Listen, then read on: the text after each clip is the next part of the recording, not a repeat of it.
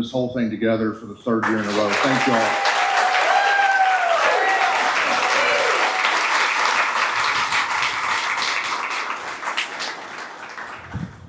Every year for the last 3 years, we've been honored to purchase a flag in memory of a hero. And thank y'all once again. I would like to at this time welcome our elected officials that are here with us today.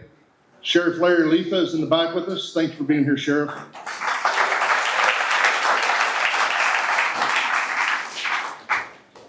Our commissioners for Precinct 1 and Precinct 4, Don Harris and Tom Jones, are with us. Thank y'all.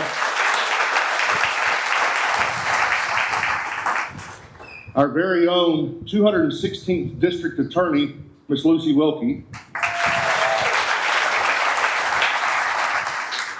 And our City Council member that's with us today is Kent McKinney.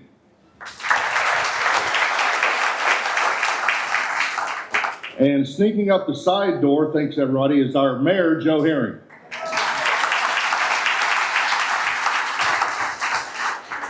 And it just wouldn't be right if I didn't say thank you to all of our first responders that are here today. Everybody that got us through the force.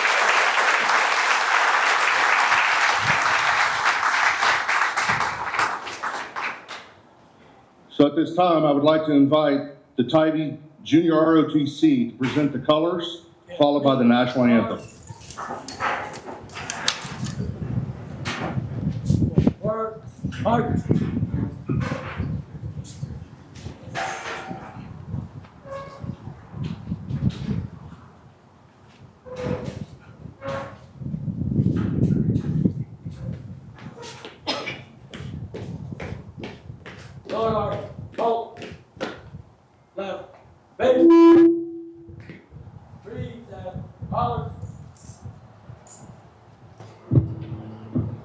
Oh, say, can you see by the dawn's early light what so proudly we hailed at the twilight's last gleaming, whose broad stripes and bright stars through the perilous fight o'er the ramparts we watched were so gallantly streaming, and the rockets' red glare, the bombs bursting in air, gave proof through the night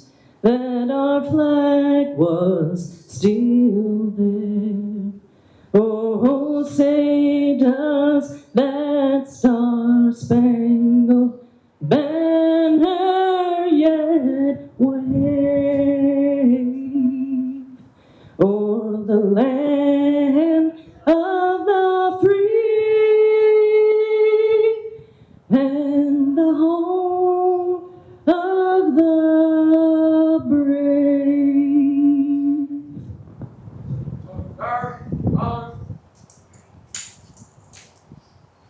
Right, face, forward, march.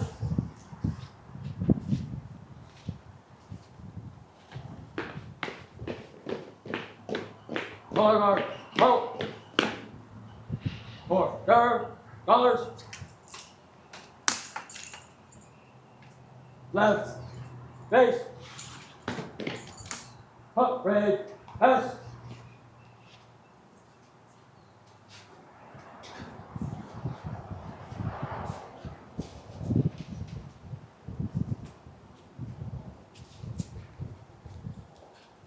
Thank you, Monica, for singing a beautiful rendition of the national anthem for us, and thank you to the Toby ROTC, Junior ROTC, for leading us in our colors presentation.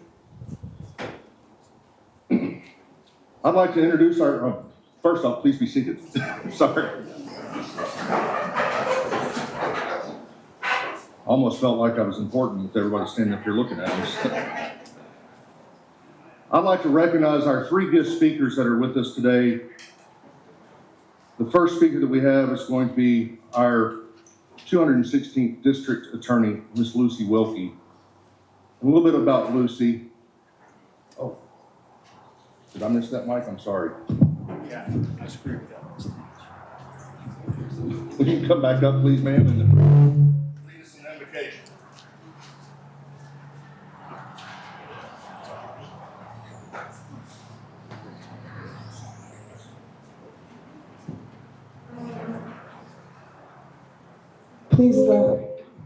Please bow your heads. Pray with me, please.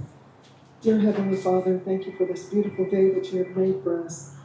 I pray that you be with us throughout this day, that for this third Kerrville Flags of Honor, that we will be able to honor all these heroes that have been so special to us for this year, dear Lord. I pray that you guide us, you protect us, you keep us safe, and you keep us healthy in everything that we do. And I want to say a special prayer over all of our first responders, our military, and especially our law enforcement that is here with us today, dear Lord, and those who couldn't be with us. I just pray a special blessing on them. Continue to guide them so that they can serve and protect us, dear Lord. And let us be a blessing to them as they serve and protect us. In your blessed name I pray. Amen. Cause right, right, face, forward, arms, forward, arch.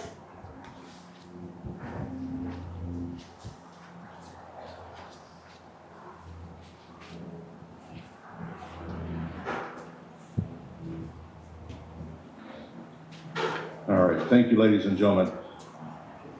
I bet they've rehearsed that, so they knew to wait, and I didn't. So Lucy Wilke is our district attorney for the 216th Judicial District, which currently encompasses Kerr and Gillespie counties. Lucy was raised in the Texas Hill Country. She attended Bandera and Comfort Public Schools. She obtained her Bachelor of Arts degree in psychology right here at Schreiner University in 1993, and her Juris Doctorate from Baylor University, Sic Bears, and University School of Law in 1996 with a concentration in criminal law. Lucy had future plans from a very young age. In the 4th grade, she knew that she wanted to be an attorney, but it wasn't until she read a capital murder appellate opinion while in law school that she realized God's calling for her life as a prosecutor. In 1997, Wilke began her career as a felony prosecutor in the district attorney's office for the 216th. There, she has successfully prosecuted thousands of felony cases. Lucy's been she has been the lead counsel on over 150 felony jury trials, ranging from capital murder, organized crime, aggravated robbery, aggravated sexual assault, aggravated kidnapping, continuous sexual abuse of a child, and delivery of controlled substances. And that's just to name a few. Wilke was twice appointed by Governor Rick Perry to state boards for the state of Texas. She is married to Kenneth Wilke, who is a retired peace officer, as well as a former firefighter, and he's referred to as Lucy's husband. With that, Lucy Wilke.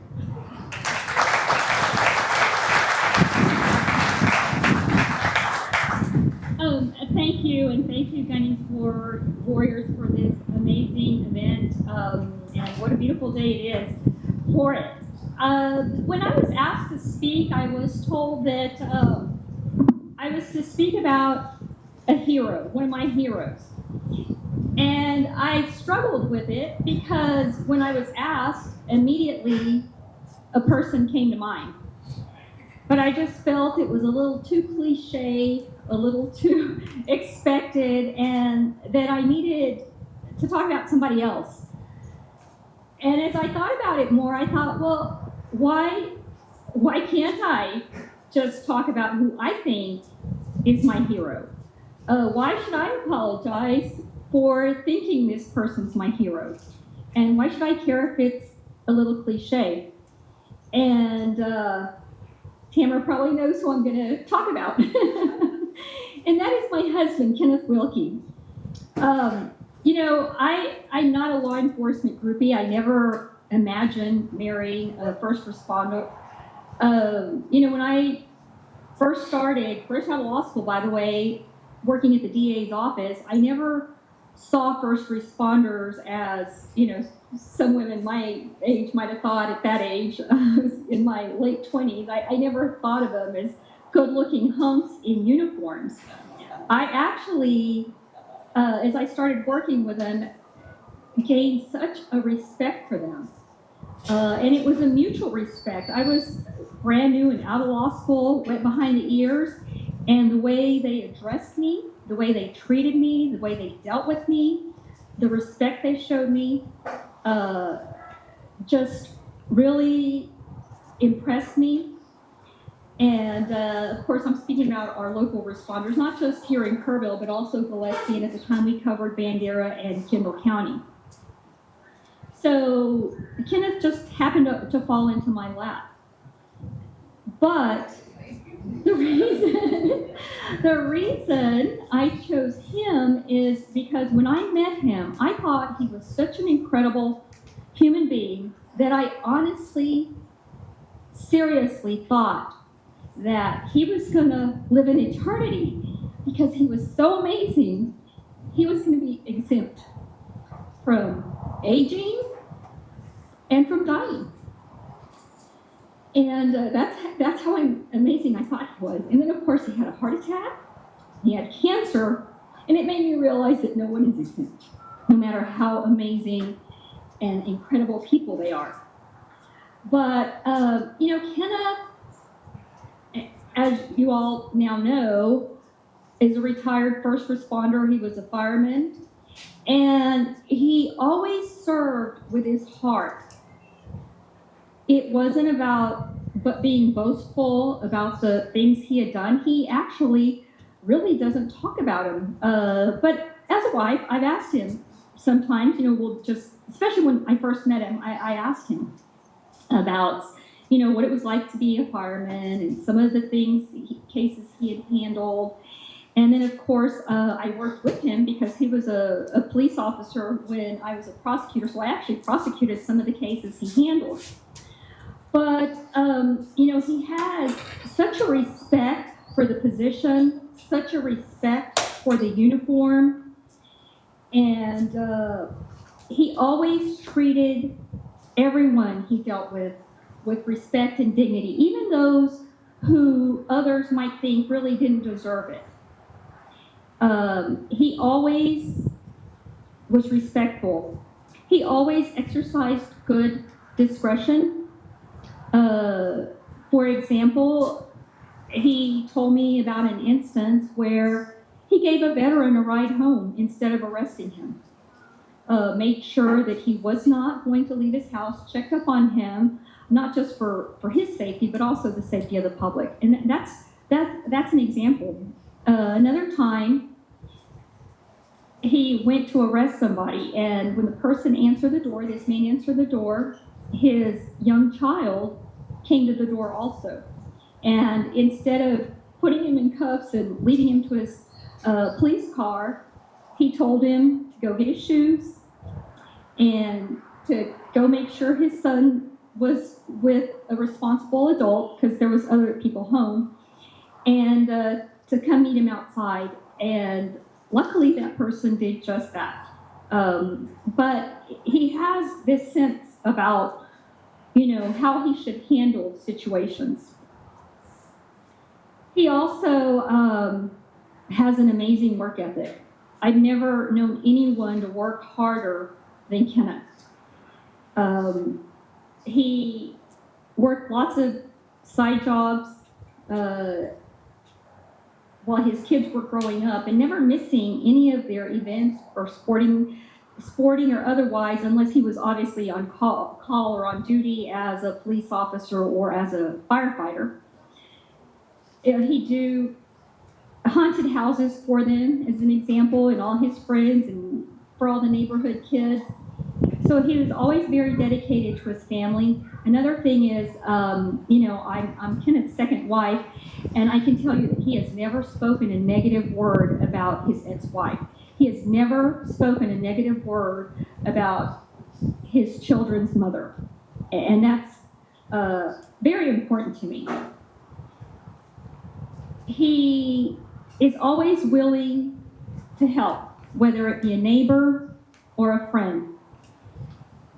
And he does so gladly.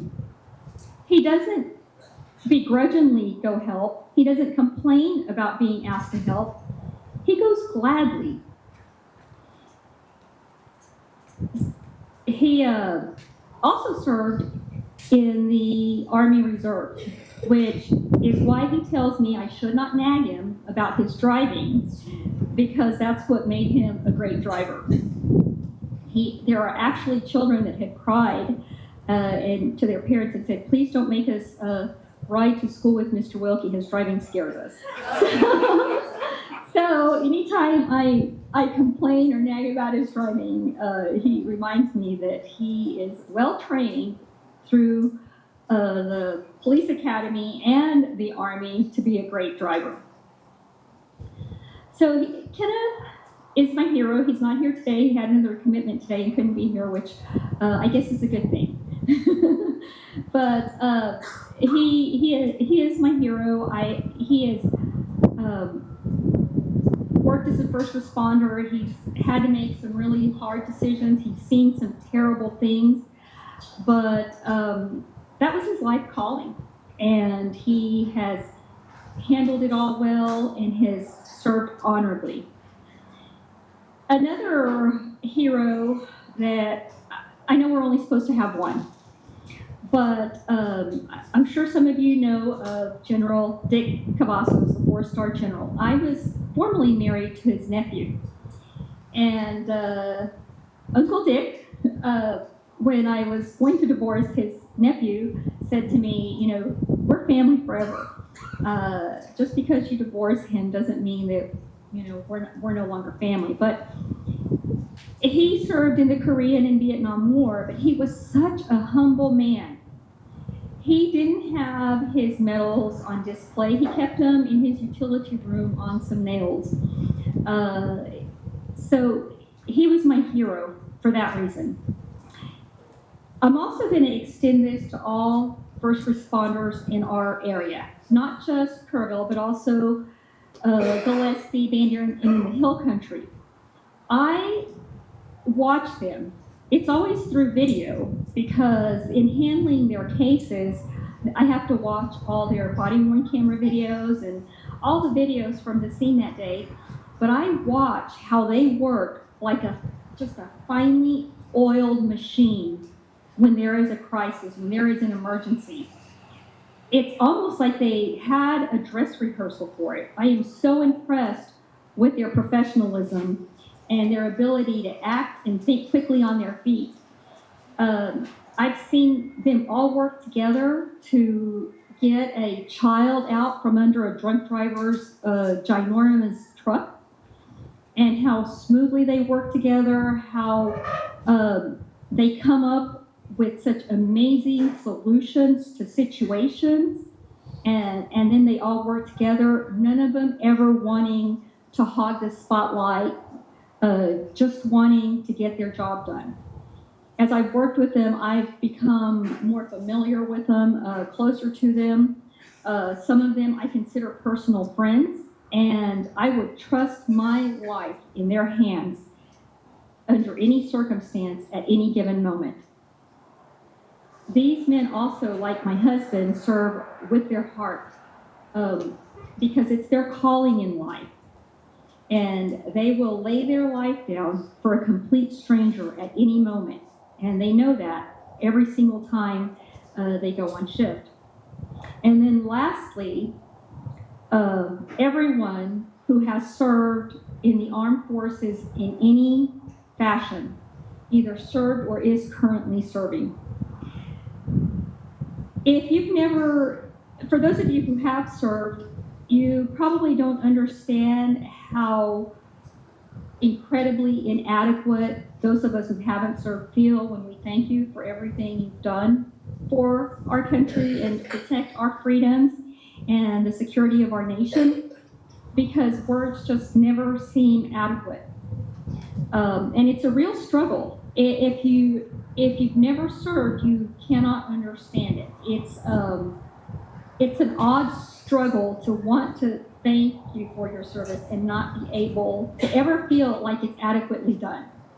So, Gunny's Warriors, thank you for this opportunity for people to be able to show their appreciation for all those who have served and are serving and intend to serve in the future. Because sometimes words are inadequate and actions are more appropriate.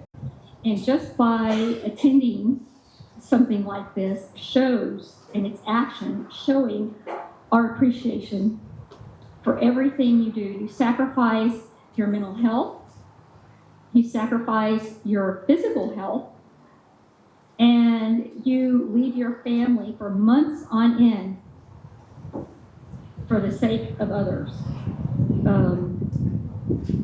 I'm grateful for those who honor the flag, because I feel like every time I honor the flag, I'm honoring you, those who have served. Because I'm sure that, well, I'm not sure, but I'm almost certain that when you see people honoring the flag, honoring our great country, that you know that they're honoring you as well. So thank you for your service. You are true heroes to everybody. I think when somebody's asked, who are your heroes? I don't think anyone is not going to consider you a hero. You are always a hero. You may not always be mentioned as a hero, but you are always everyone's hero. And from the bottom of my heart, thank you. And thank you, Gunny's Warrior, again, for this opportunity and for this event. And I hope all of you can come back this evening and maybe even tomorrow morning to be here with the flags at dawn and at dusk. It's a really special time. And thank you for the opportunity to speak today. God bless.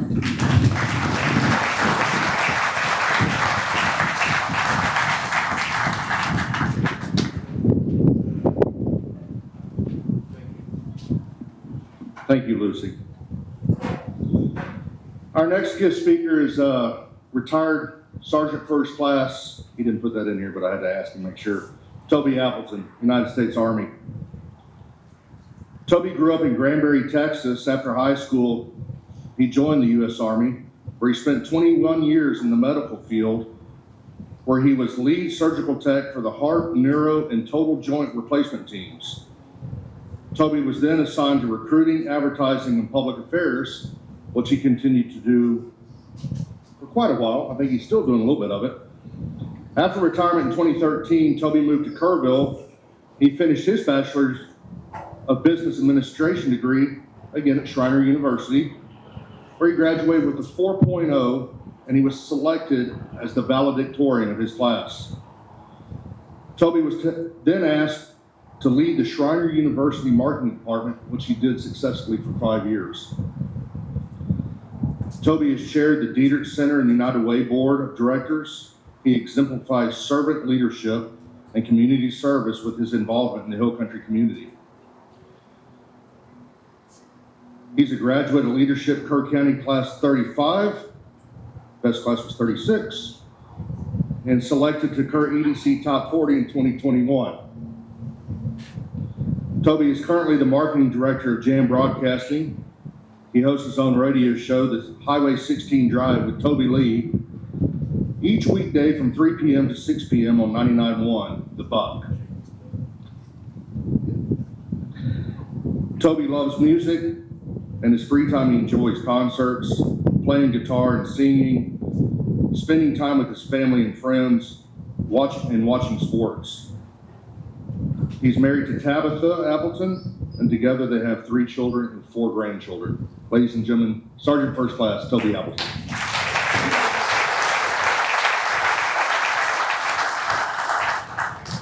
Thank you all. So before we get started, everybody saw Sesame Street as a kid growing up, right? Yes. Which one of these things is not like the other? Which one of these things? I don't know why I'm on this stage, y'all. Mike asked me to come up and talk about a hero.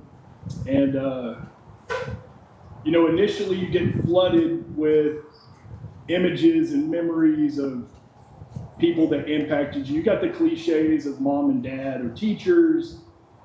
But that, like Lucy said, there was one name that kept rising to the top.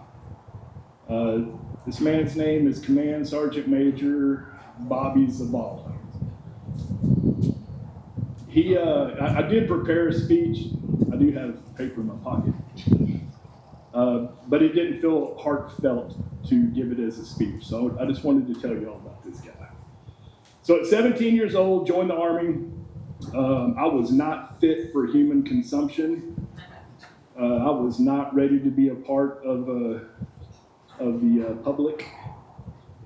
My first duty assignment was at Fort Huachuca, Arizona. Try to say it 5 times fast and then try to spell it.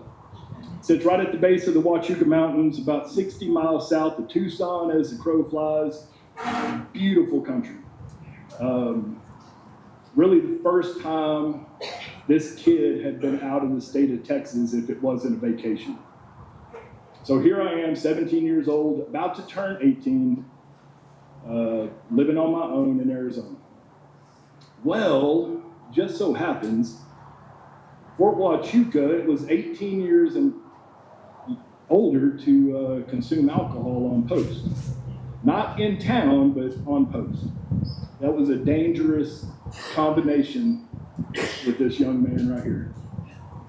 And this is where Bobby Zavala comes into play. At the time, he was my platoon sergeant. He was Sergeant First Class. I was a E4. And I got arrested one night. I've been in the Army now probably 8 months, 9 months. And who came to pick me up at the police station? Sergeant First Class Bobby Zavala. This was the hardest, most strict, most follow the rules, follow the standards man I've still ever met to this day. And I remember riding home with him from the police department in Sierra Vista, Arizona, wishing I was riding with my dad and not riding with him. So, a caveat to this story, and it all comes full circle. Alcohol offenses in the military are a bad thing. They can be career killers. So we get back and we sit in his office. It's about 3:30 in the morning, and he says, "Hey, I'm not going to tell the commander what happened." I go, "Okay, I appreciate that, Sergeant." He goes, "We're going to handle this at 4 o'clock. Go get your PTs on, and we're going to handle this." And we have a term in the military called getting smoked. That is when you do PT until you almost die. So for the next 3.5, almost 4 hours, he smoked me.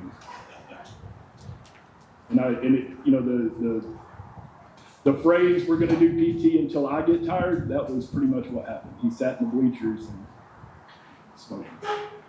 But it made an impact on me because he could have ruined my career that day. And I don't know what he saw in this young 18-year-old, but he saw it. And because of that day, I was able to have a successful 21-year career. I ended up following Zavala around the military. He was pretty well ingrained at branch, and somehow he put me under his wing. So several duty stations later, we followed each other through our career, all the way up to my final. You know Yogi Berra from the Yankees, right? You could write a book with his one-liners. Zavala he could have wrote a book with his one-liners. And a couple of them that stuck out with me, and I'll share them with you. Bad news doesn't get better with time. Bad news does not get better with time. And the other was, you can be the best tightrope walker in the world, but if you don't have a safety net, you can only fail once. And the safety net he referred to was our soldiers underneath us. You have to build them, you have to train them, because if you fail as a leader, they're the ones that are going to take the slack and pull you out of it.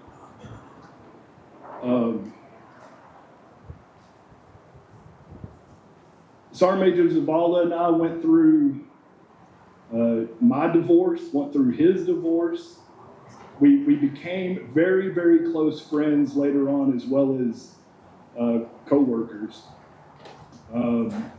We've cried on each other's shoulders. We've celebrated victories. But if there was a hero in my life that is not the cliche mom, dad, grandpa, it is absolutely Command Sergeant Major Bobby Zavala. Because without him, I made the joke that I don't fit in on this stage. Without him, my life would have completely took a total different turn, and I have no idea where I would be at today. Not only was he a great teacher and mentor, he became a great friend, and not to be cliche with it, but taught me what it is to not only be a leader, but what it is to be a man, and how to show empathy and how to show compassion while still being strong and sticking to standards, if that makes sense. Yeah. So, Command Sergeant Major Bobby Zavala, he now lives in Tempe, Arizona. When he was retiring, he retired about 5 years before I did. And I remember him walking in my office and sitting down, and he shut the door. And it was just silence. I kind of threw out a comical relief to try to break the tension, and he didn't laugh. And he started crying. And he said,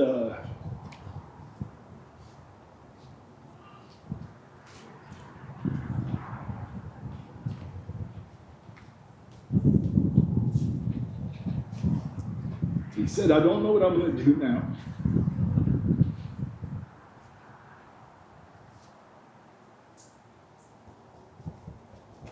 "25 years is a long time."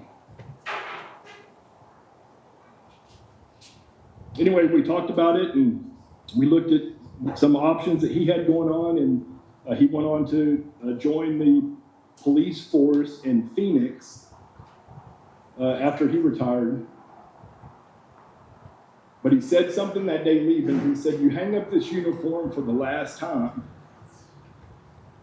and it doesn't matter what you did. All that matters is who you touched." And that applies to all of us.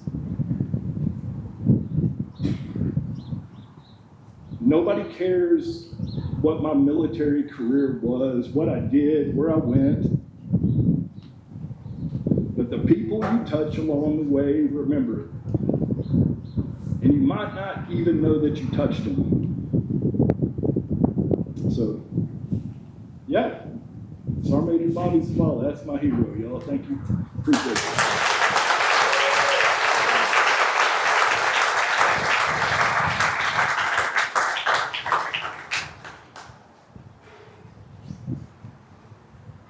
Thank you, Toby. Our third and final guest speaker today, before we have another presentation, is Dr. Brent Ringo. Brent is the superintendent of Kerrville Independent School District. He is a dynamic educational leader with 23 years in public schools. He specializes in financial stewardship, instructional excellence, and community engagement. Dr. Ringo's experience is vast in the field of education. He served in roles from driving a bus to classroom teacher and coach, instructional team leader, assistant principal, high school principal, assistant superintendent, deputy superintendent, and now we are fortunate to have him here as our superintendent. Educationally, Dr. Ringo earned his doctorate in educational administration with a minor in statistics at Texas A&M University in Commerce. His dissertation analyzed equity in school funding for Texas public school districts. He completed his master's degree in educational administration at Texas State University in San Marcos. In his undergraduate degree, he attended the United States Military Academy at West Point and the University of Texas in Austin. Brent and his wife, Kristen, have been married for 19 years. They have 3 wonderful children. He's most proud of his family. Brody, who's 12, and I believe Brody is at a football game right now. Kyle, who's 10, who's with us today. And Kaylee, who's 5. All 3 of Brent's children attend schools within KISD. Now that's what I got on Brent, but I've got to put a little side note in here just for something that transpired. Another reason that we're doing this event today instead of in September as normal. But on July the 4th of this year, we experienced the biggest tragedy that we have ever had in Kerr County. Dr. Ringo and 14 employees, not only just bus drivers, but assistant superintendents, principals, they answered the call. They were boots on the ground on July the 4th with no regard to their own personal safety while they assisted rescuing and evacuating all of the boys and staff from Camp La Junta. This is over 900 lives that they went out and saved. This is when they got the phone call and Dr. Ringo put this into action. So Dr. Ringo, thank you for your heroic efforts on the 4th of July. Thank you.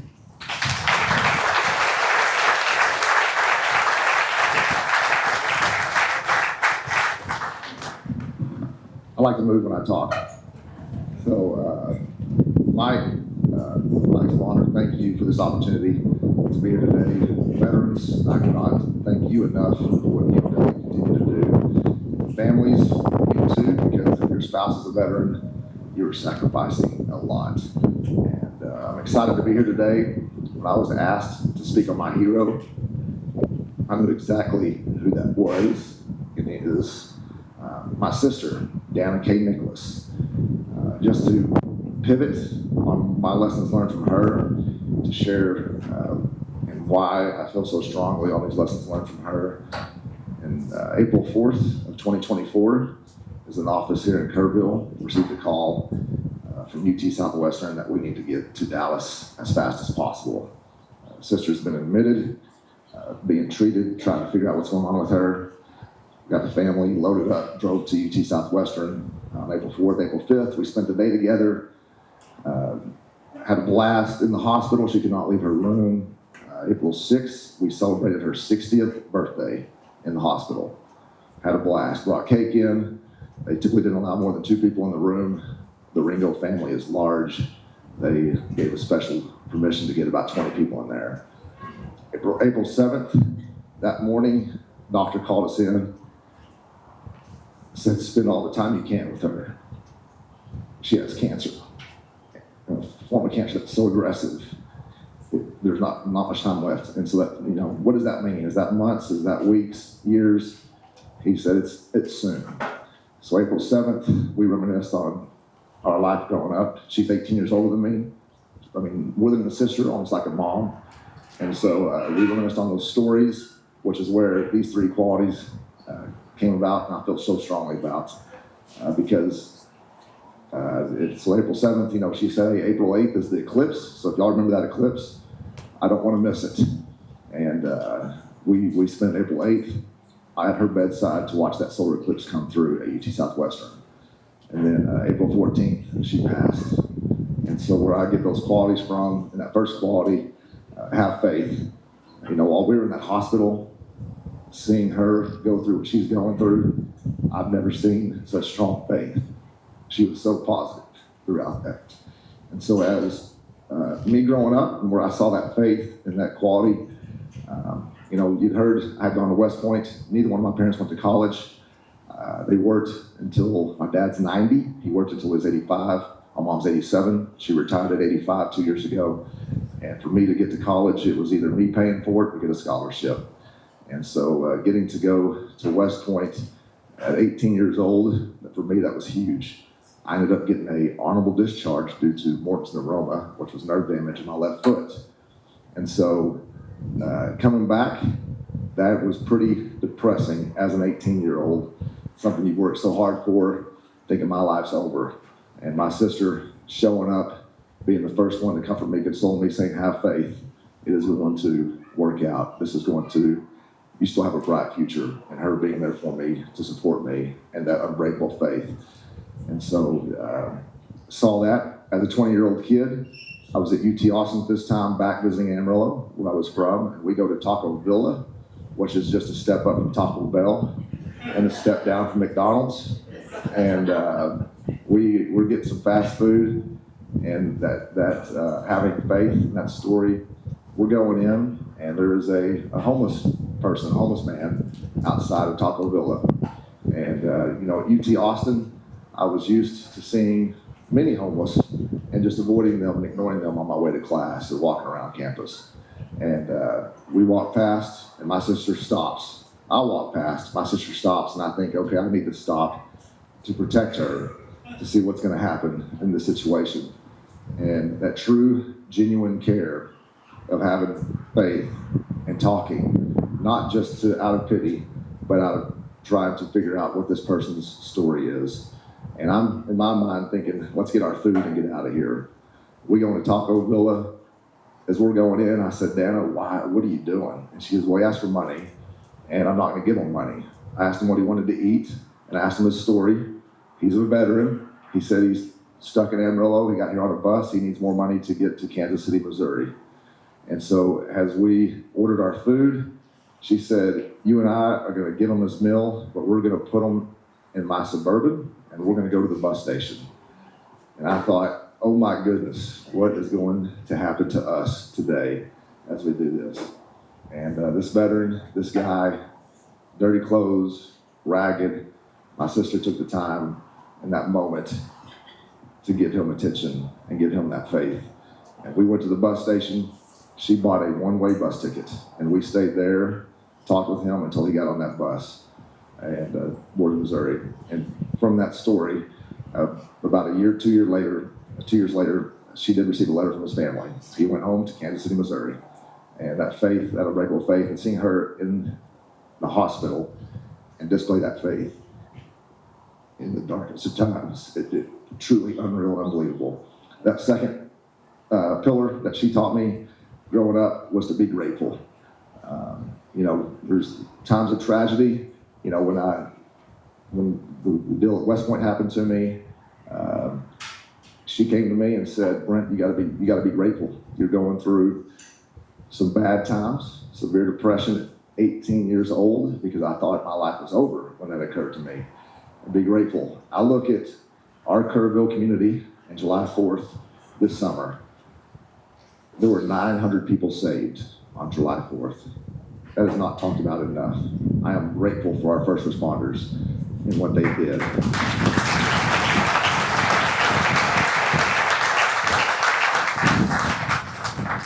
They were in the river, in the air, on boats. It was amazing to see those stories and hear those stories about our first responders on that day. I'm grateful for our classrooms. I believe our classrooms are still a pillar of strength for our community. We're more than just classrooms. I'm grateful for our teachers, our bus drivers. They have stepped up in ways that are unbelievable to support our community. I'm grateful for our city council, our mayor, everybody on the stage, because you've got to reflect, even for your own times. And we all go through tragedy. And I'm with my sister, that was probably been the most traumatic and tragic event of my entire life. And I'm grateful for the time I've had with her and the 44 years I was able to spend with her. I would not be here today without her and what she taught me growing up. And her final pillar, be kind. On April 9th, we're in the hospital and her body is transforming rapidly. And I have two brothers. We're very competitive. We're in the room with her and she waves us over with the last little strength she has and says, be kind. And my response is to her, Dana, we're not fighting. We're here by your side. And she said, no, I know. Be kind to everyone. You be kind. We're all going through stuff. We don't know what that is. Our neighbor, people we cross paths with, that final pillar was be kind. Have grace, have compassion for the people around us. Give that smile. We're passing people on the street. That smile goes a long way. You may change somebody's life that day because everyone is going through something and we don't know what that is all the time. And so being able to have that compassion and to be kind to everybody around us, I do think that has been lost somewhat in society. And my goal always, no matter how I've been treated, and as I've seen with my sister, when she's been wronged, she was still the nicest and politest person to the people around her. And I always ask her, Dana, why are you still being nice to that person? He said, Brent, I'm still going to be kind. It does not matter. Because in the end, people are going to know how I was and how I treated them. As we heard Toby say earlier, the impact you have is they remember how you treat them. That is the most important thing, and how you touch other people's lives. And so, selfishly, these pillars I'm sharing with you, not because not only do I want you to hear them, but for my kids, Kaylee and Kyle, I want them to know how great not only their aunt was, but their godmother, because she got me through so much of my life with having faith, being grateful, and being kind. And those pillars, I want my kids to know that there's going to come a time in their life where the challenge or adversity might seem so insurmountable that you can't get through it. And to have the faith to get through it, you can, and you will, just like our community is going to get through the tragedy this summer. It's going to take a lot of time, but we're resilient. And to be grateful, because even in times of tragedy, there's ways to find things to be grateful for. Because that gratefulness carries us through. And that final piece of just being kind, no matter what you're going through, offer that grace and compassion to the people around you, offer that empathy, because it's going to go a long, long way. And Mike, thank you for having me today to be able to honor my sister. Jeff was cutting onions in the back, which is why I got a little teary-eyed earlier. It was nothing to do with me trying to hold it together, talking about my hero. So thank y'all. And veterans, first responders, again, I'm going to just close out thanking you for everything you do, because you are the true pillars of our community. Thank you.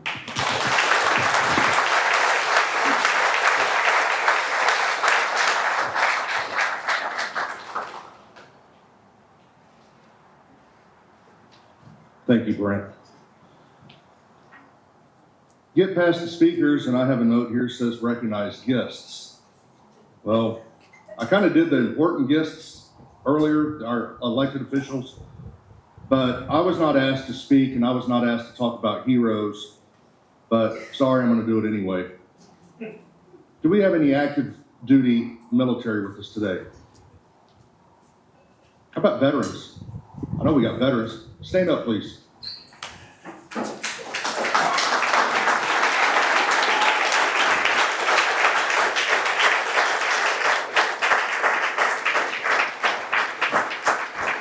Our first responders that are with us today. These are my heroes. Our heroes are our veterans and our first responders that go out every day, put it on the line for us.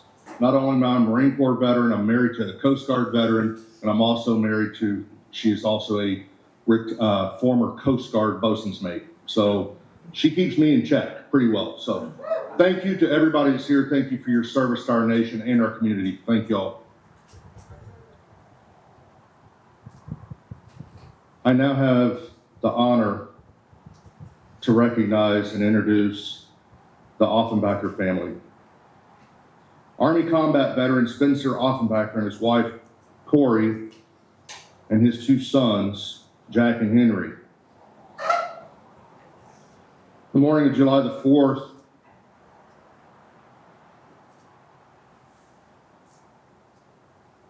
on the morning of July the 4th, Spencer was walking up the water around his house, realized it was coming very quickly, and they had to get on the roof. After the family was on the roof, Spencer took his service dog, Dewey, out of his crate to take him with them to the roof. Dewey panicked and was washed away in the flood. They waited on the roof for hours while the water rose to the roof, then finally receded enough that the family could seek higher ground. Spencer was not able to return to their home for a few days. When he arrived at their house, Dewey was waiting. Although he was severely injured, he was waiting on Spencer to get home. Special thanks to the Kerrville Veterinary Clinic for taking such good care of Dewey and saving his life. Little stories that go a long way in our community.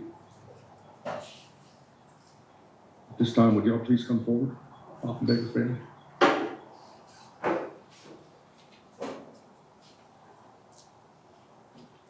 I'd like to ask Mike and Jan Pericini to come up as well. Jan has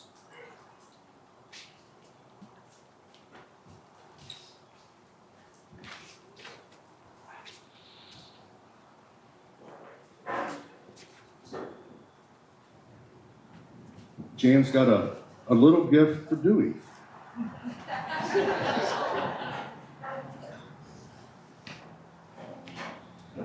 This is for his loyalty to his family. We're also going to present a certificate to Jack for a new gaming computer.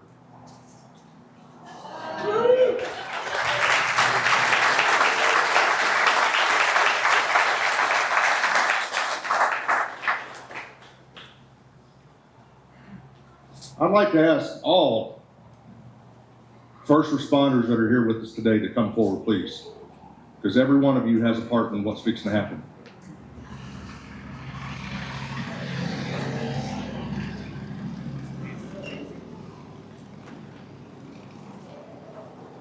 Fire Chief Maloney, would you please come up too?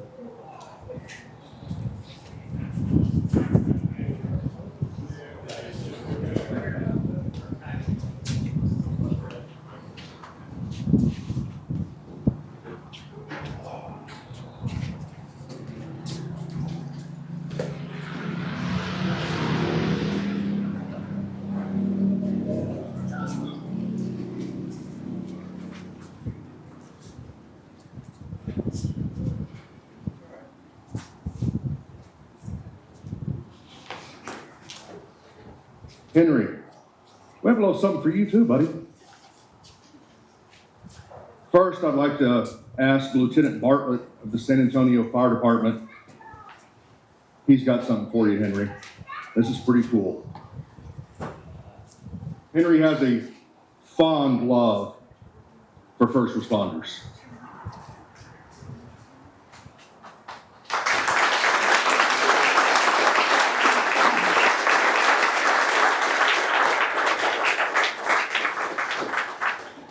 For those of y'all who can't see it, Henry just got a official San Antonio Fire Department firefighter's hat with his initials in the back of it, a memento that I know he will cherish for the rest of his life.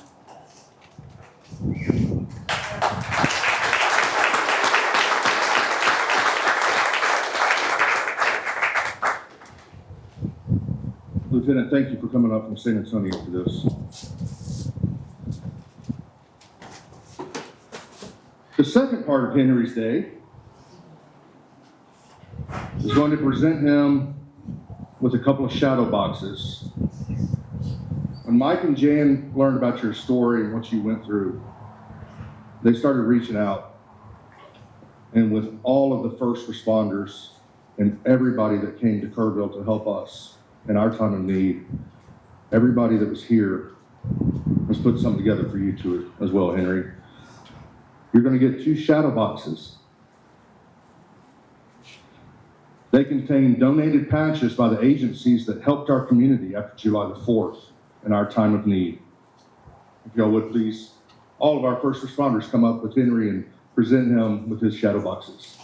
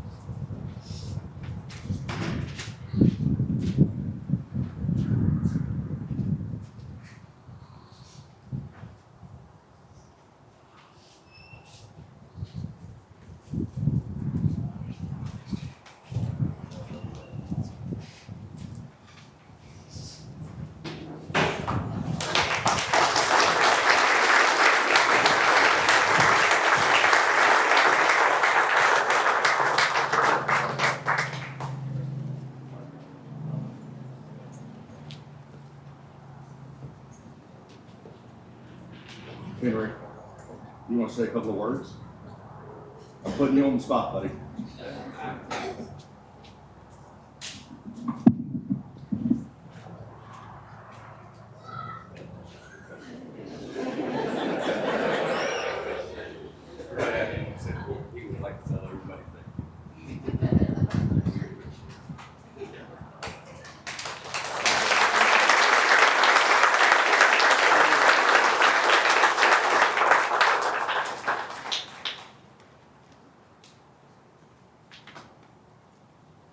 All right. Before we have our closing statements today, Scott Kaufman would like to say a couple of words. And then I'm going to ask the Parachinis to come up to close the event for us. Mostly Jan.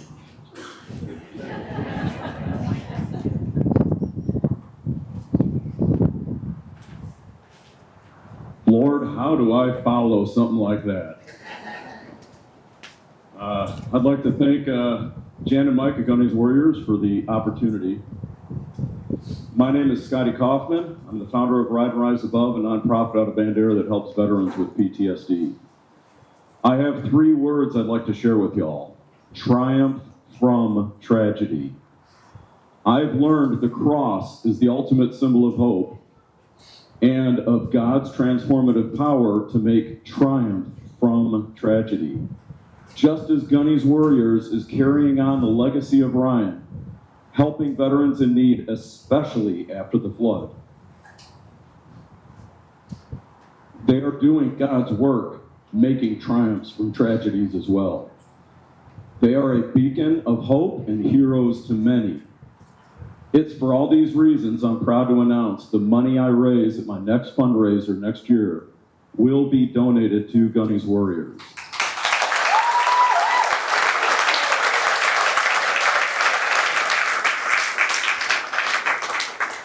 Sorry, Jan, I had to surprise you with this.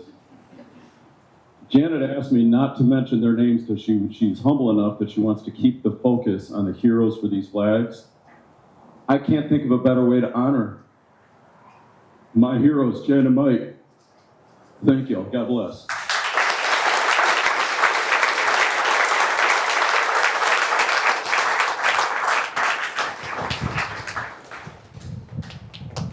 Thank you, Scotty. Before Mike and Jan come up, I want to give one more round of applause to Henry and his family for what they went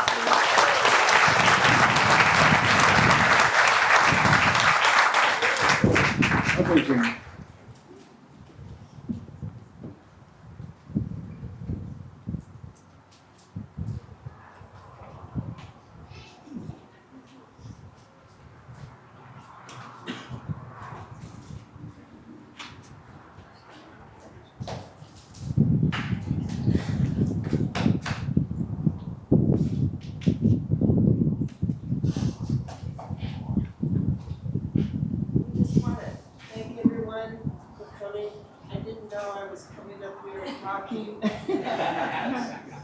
but this is such a special year.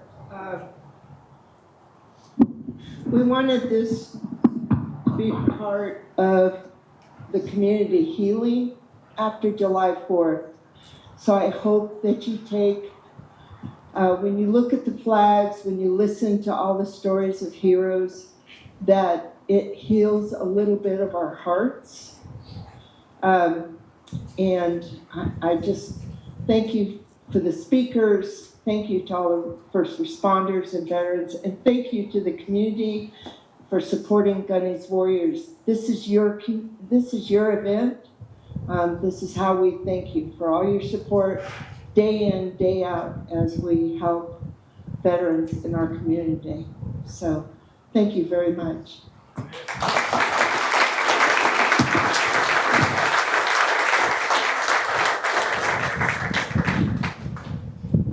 Thank you all, and thank you, Jeff, for emceeing this event.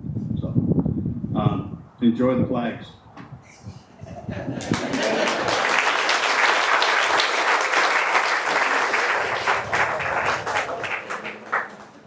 Ladies and gentlemen, that does conclude our ceremony for the 3rd annual Flags of Honor. Please take a time to go honor the heroes that are here with us today that are remembered by the flags. Come out at dusk and enjoy and experience probably one of the most moving things that you will when we play taps at dusk. And thank you for your attendance today. Yes, sir. We will also have 2 bands starting at 2:30 for everybody that's here.